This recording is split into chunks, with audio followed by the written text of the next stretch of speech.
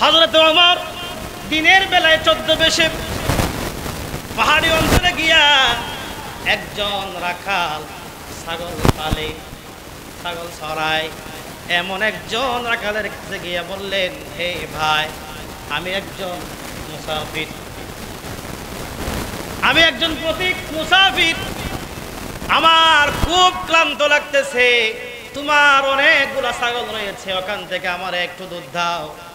তখন উনি বলল, রাখাল জবাব দিল, হে আল্লাহর পথিক, হে মুসাফির ভাই শোনো, হে মুসাফির ভাই শোনো, এই যে যতগুলা ছাগল তুমি দেখতেছো, একটা ছাগলেরও মালিক আমি নয়, দুধ দেওয়ার মতন দায়িত্ব আমার নয়, আমার দায়িত্ব হলো এই ছাগলকে দেখাশোনা করা, সুতরাং আমার পক্ষে কোনোদিন তোমারে দুধ দেওয়া সম্ভব না।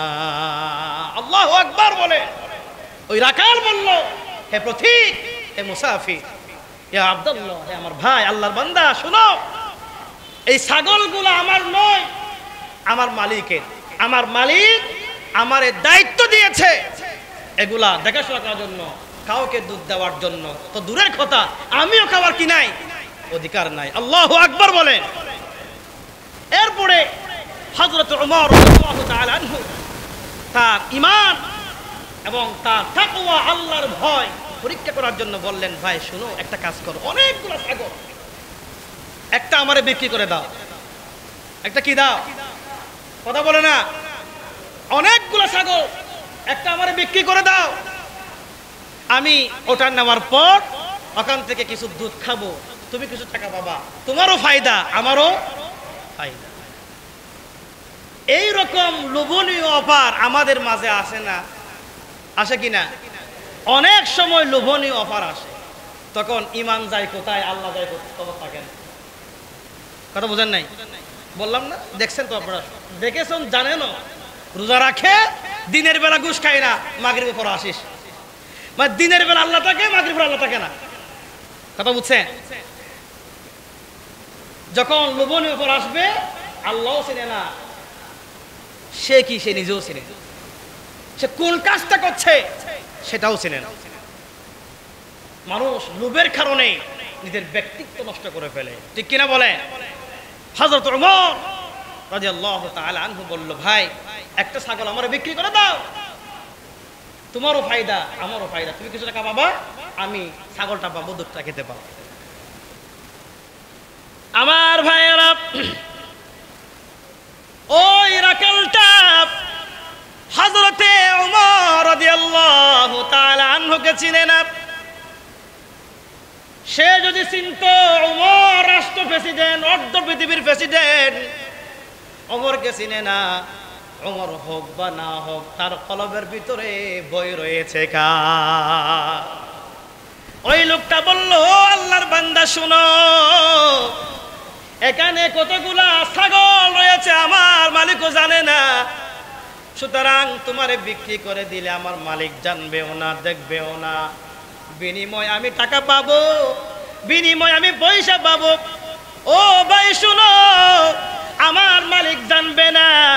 ইয়া হাযা ফাআইনা আল্লাহ। ওই লোকটা বলল, রাখালটা বলল, ভাই দুনিয়ার মালিক চিনবে না, জানবে না, বুঝবে না, সুতরাং যিনি উপরে রয়েছেন আমার আল্লাহ, এমন একজন আল্লাহ যিনি সবটুকু জানেন, দেখেন। আল্লাহু আকবার বলে। আমার ভাইরা, যদি আল্লাহ দেখে, আল্লাহকে তো আল্লাহকে ফাঁকি দেওয়া যাবে না, সুতরাং আল্লাহর ভয় যদি আমাদের ভিতরে থাকে, মানুষের কলবের ভিতরে যদি আল্লাহর ভয় থাকে, ওই মানুষটা কোনোদিন জালেমি, জুলুমি, বদমাশি করতে পারে না, ঠিক কিনা বলে? আমার ভাইরা, ইয়া হাযা ফাআইনাল্লাহ, হে ভাই শোনো, আমার মালিক দেখবে না, দেখবেন কে? আল্লাহ দেখবে। সুতরাং সেই সময়ের একজন রাখাল থেকে যে পরিমাণ আল্লাহর ভয় কলবে ছিল, বর্তমান সময়ে আল্লাহর ওলির থেকে আল্লাহর ভয় নাই, ঠিক কিনা বলে? খানকায় বসে বসে ইল্লাল্লাহ জপে, বড় বলি বলে, মুরিদের সব টাকা খায়, একটাও হক কথা বলে না, কারণ হক কথা বললে মুরিদ আর আসবে না, ঠিক কিনা বলে? মসজিদের মিম্বরে বসে চাকরি যাবে বলে একটাও হক কথা বলে না, কারণ কেন? চাকরি চলে যাবে, ঠিক কিনা বলেন? সেই যুগের একজন রাখাল থেকে যেই রকম আল্লাহর ভয় ছিল, এর বিন্দু পরিমাণ ভয় বর্তমান আলেম থেকেও নাই বললেই চলে, ঠিক কিনা বলে? যদি থাকে সে কখনো অন্যায় জুলুম বরদাস্ত করতে পারে না।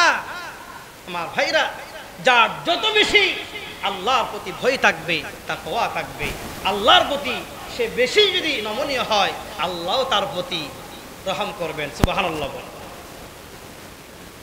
আমার ভাইয়েরা, যদি দুনিয়ার কোন মানুষ যদি আল্লাহকে ভয় করে, যেমন রোজা রাখলাম, রুমের ভিতরে বসলাম, আমার বাড়িতে খাবার রয়েছে, খাবারের অভাব নাই, কোনো কিছুর অভাব নাই, কেউ দেখবে না, দেখলেও কেউ বলবে না, না দেখা মাত্র পেট ভরে খেতে পারবো, খাওয়ার সুযোগ থাকার পরেও খাচ্ছি না কার ভয়ে, এমন ভয় আমার ভাইরা শুধু রোজার মধ্যে নয়। কারণ রোজাতে আল্লাহ দেখবে, বাকি সময় আল্লাহ অন্ধ হয়ে যাবে নাকি? রোজার সময় আল্লাহ দেখবে, অন্য সময় দেখবে না নাকি? নাকি রোজার সময় খেয়াল করবে, অন্য সময় খেয়াল করবে না? এই জন্য রোজার মাধ্যমে গোটা 11 মাস যেন আমরা আল্লাহর তাকওয়া, আল্লাহর ভয় আমরা যেন হাসিল করতে পারি। এই জন্য আল্লাহ তাআলা বলেন লাআল্লাকুম তাত্তাকুন। বলেন আল্লাহু আকবার। আমার ভাইয়েরা, যেই রকম রোজা রাখছি বলে পানি খাই না, খাবার টাকার বড় খাই না, সুযোগ থাকার পরেও সুযোগটা গ্রহণ করি না, আল্লাহ তাআলা বললেন বান্দা, তোমার সামনে অনেকগুলা টাকা, অনেক সুযোগ তোমার রয়েছে, অন্যায় করতে পারবা, দুনিয়ার কেউ বলবে না, দেখবে না, দেখবেন কে? এই ভয় যদি আমার থাকে আমার ভাইরা, ওই মানুষটা মুত্তাকি হবে, ওই মানুষটা আল্লাহওয়ালা হবে। আর যদি আল্লাহওয়ালা হতে পারেন, আল্লাহ রাব্বুল আলামিন বলেন ওয়া মাইয়াত্তাকিল্লাহা ওয়া মাইয়াত্তাকিল্লাহা ইউকাফির আনহু সাইয়্যাতিহি ওয়া ইউযিম লাহু আজরা। বলেন আল্লাহু আকবার।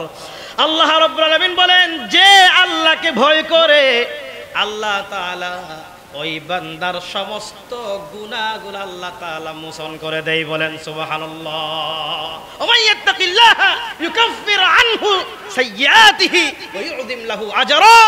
আল্লাহ তাআলা বললেন, যে আল্লাহকে ভয় করার মতন ভয় করে আল্লাহ তাআলা তার সমস্ত পাপকে মোচন করে দেয় এবং তার সমস্ত গুনাহকে আল্লাহ তাআলা সওয়াব দিয়ে পরিবর্তন করে দেয়। সুবহানাল্লাহ বলে।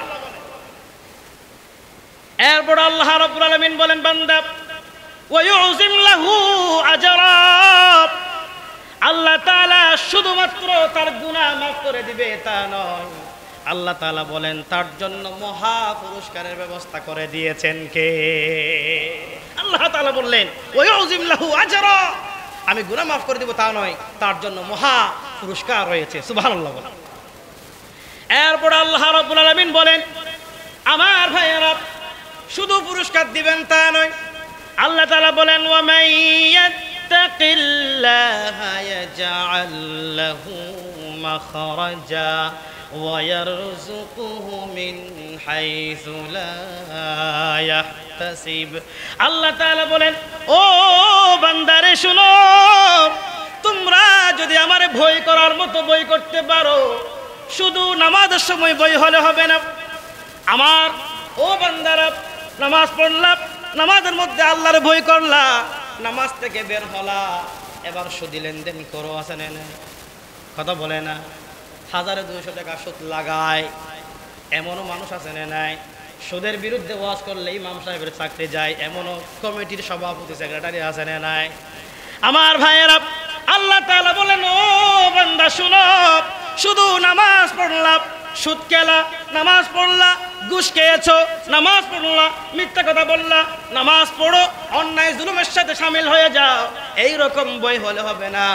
সবখানে গোটা জীবনে যদি আল্লাহরে পুঙ্খানে পুঙ্খানে বই করতে পারো, আল্লাহ তাআলা বলেন ওয়া ইয়ারযুকুহু মিন হাইসু লা ইয়াহতাসিব, বান্দা এমন এমন জায়গা থেকে তোমার জন্য রিজিকের ব্যবস্থা আমি আল্লাহ করে দিব, তুমি মানুষরা কোনোদিন কল্পনাও করতে পারবে না। সুবহানাল্লাহ বলেন। আমার ভাইরা, এই রোজার মাধ্যমে গোটা 11 মাস, গোটা বছর আমরা ট্রেনিং করে আল্লাহকে যেন ভয় করার মতন ভয় করতে পারি, সেই তৌফিক আল্লাহ তাআলা দান করেন, বলেন আমিন।